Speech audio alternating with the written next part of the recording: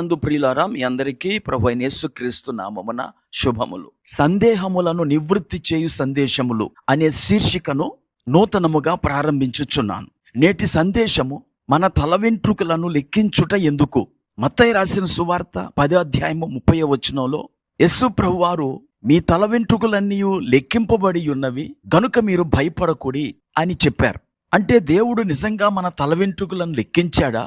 దీని భావం ఏమిటి? ప్రియులారా, మనం ఎంతో ప్రేమించే మన పిల్లల తలను మనము నిమురుతాము, కౌగలించుకొని వారిని బట్టి ఆనందిస్తాము.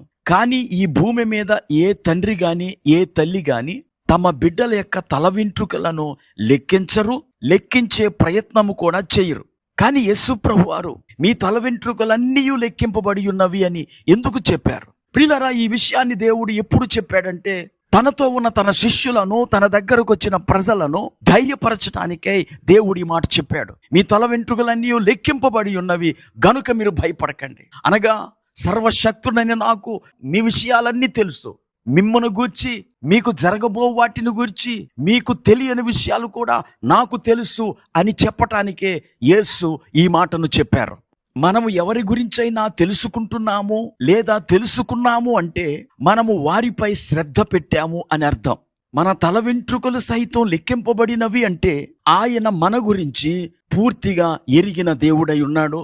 అనగా ఆయన మన పట్ల అత్యంత శ్రద్ధ కలిగి ఉన్నాడు. యోహాను సువార్త 10వ అధ్యాయము 3వ వచనంలో అతడు తన సొంత గొర్రెలను పేరు పెట్టి పిలిచి వాటిని వెలుపలికి నడిపించును అని ప్రభువు తన బిడ్డలను గురించి చెప్పాడు. అనగా మనందరినీ, మన పేర్లను ఎరిగిన దేవుడు, మన పట్ల అత్యంత శ్రద్ధ కలిగిన దేవుడు. ప్రియులారా, ఈ విషయాలు వింటుంటే మీకేమనిపిస్తుంది? దేవుడు మనలను ఎరిగిన దేవుడు, అలాగే మన పట్ల శ్రద్ధ కలిగిన దేవుడు. ఈరోజు మీరు అనుకుంటారు, నేను ఎన్ని బాధలు పడుతున్నానో, నా గురించి నా ప్రభువుకి ఏమీ తెలియదు, అందుకే ఆయన నా విషయంలో మిన్నకుండిపోయాడు అని. ప్రియులారా, అది కాదండి. ఆయన మిమ్మును గూర్చి చింతిస్తూ ఉన్నాడు. ఆయన మీ జీవితంలో ఏదో చేయనై ఉన్నాడు గనుకనే ఆలస్యం చేస్తున్నాడు. పేతురు రాసిన మొదటి పత్రిక 5వ అధ్యాయము 7వ వచనములో ఆయన మిమ్మును గూర్చి చింతించుచున్నాడు గనుక మీ చింత యావత్తు ఆయన మీద వేయుడి అని పేతురు భక్తుడు సెలవిస్తున్నాడు. మన గురించి ఆయన చింతిస్తున్నాడు. మనలను పూర్తిగా ఎరిగిన దేవుడు. ప్రియులారా, క్రైస్తవ్యానికి పునాది కూడా అదే.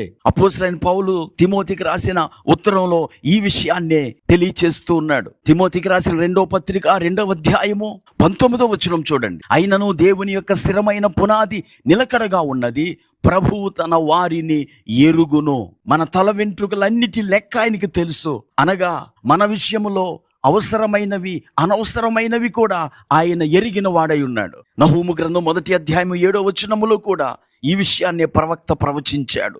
యెహోవా ఉత్తముడు, శ్రమ దినమందు ఆయన ఆశ్రయదుర్గము, తన యందు నమ్మిక ఉంచు వారిని ఆయన ఎరుగును. ఈ మాటలు వింటున్న నా ప్రియ స్నేహితుడా, సోదరి, ఆయన నిన్ను ఎరిగిన దేవుడై ఉన్నాడు గనుక ఆయన నిన్ను పవిత్రంగా నిలబెట్టువాడు గనుక చింతలు మాని దేవునిపై నిరీక్షణతో నీ జీవితాన్ని కొనసాగించు. ప్రార్థన చేసుకుందాం. కృపా కనికరము కలిగిన మా తండ్రి, నీకు వందన. మీరు మమ్మను గూర్చి ఎరిగిన దేవుడై ఉన్నావు. మా తల వెంట్రుకలన్నీ లెక్కించబడి ఉన్నవని మీరు మాకు చెప్పారు. భయపడకండి అని చెప్పటానికై మీరు ఈ మాట చెప్పారు గనుక ఈ మాటలు వింటున్న మా వీక్షకులు ఎవ్వరు వారి జీవిత సమస్యలలో వారు భయపడకుండా ధైర్యంగా ఎదుర్కొనే కృప దయచేయమని యేసుక్రీస్తు నామమున ప్రార్థించి వేడుకుంటున్నాము.